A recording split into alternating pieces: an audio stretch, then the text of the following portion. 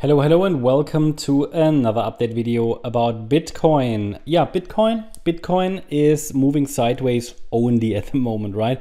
So that's because it's so boring at the moment here on the Bitcoin chart. I have shared the Bitcoin dominance chart earlier today.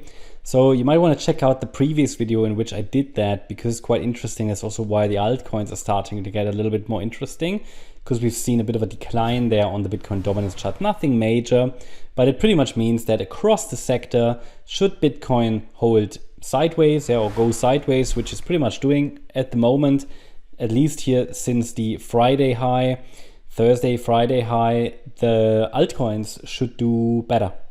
And they do, some of them at least, yeah. The situation on the Bitcoin chart though is still pretty much unchanged, yeah. My take is that we should see one more high at least in this move. That would be ideal, towards 66, maybe 67K. On the daily chart, which I shared with you previously, so earlier today in my first video I shared the daily. Here we can still see that the 67,300 level is a key target.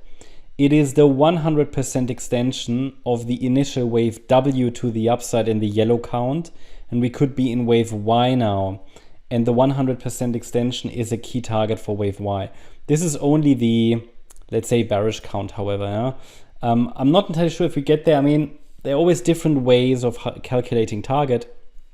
This is just on the daily, the next larger fib level to the upside. But as I just showed you on the smaller time frame, around 65, 66K, there are some additional levels to watch, okay? What I shared earlier today with members is as well that if we get a pullback, so once this rally that started on the 6th of September is over, so on the smaller time frame, we're just tracking this small rally, okay? That's where we get the first clues that the rally is over. When it is, then it's between the white count and the yellow count, because this move up is long enough to be wave A of 3 in the bullish count. That means if the pullback is corrective, key support will be at 55K, and below 55K the yellow count is confirmed, which should send us down to around about 45K. Whereas if we can find support here, as we did here, I've removed that support area down there today from the early September lows, then it could give us a C wave to the upside towards 74K. And if we then hold another 4-5 pattern, we can call that circle 1, and I can add the next support area for wave 2. Bottom line is, in the white count, I need those 5 waves up to really be clearly bullish, or for the market at least to give us very clear probabilities. I need those 5 waves. We can track obviously this potential 5-wave move that's in the making, but really for clear probabilities, we need the 5 waves, and they're not there yet. So just want to share that with you. Once we have a top of sorts in place, the support area is now on the daily chart, and it's between 55,000 and 59,800. But in the very short term, this rally that started on the 6th of September is likely still unfolding. So that's what we're tracking there. And here the support is between 60,225 and 62,100. That's micro support. And yeah, I mean, we could shift it up a little bit, but we'll leave it where it is because there's just too much uncertainty in this movement. So the idea is we haven't finished this move up. My view is that either we get one more high in wave 3, then wave 4, then wave 5, or wave 3 already topped today. We are now already in wave 4, and then we get one more high. So it's between one more high and 2 more highs, and that doesn't make a great difference.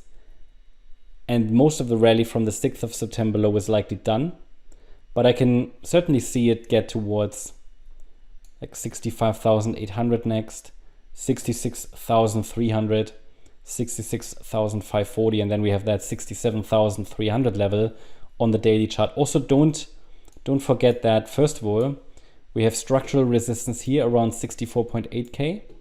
Well, that's what it's a bit higher. It's around 65,200. That's why one of the reasons why the price probably got rejected here today.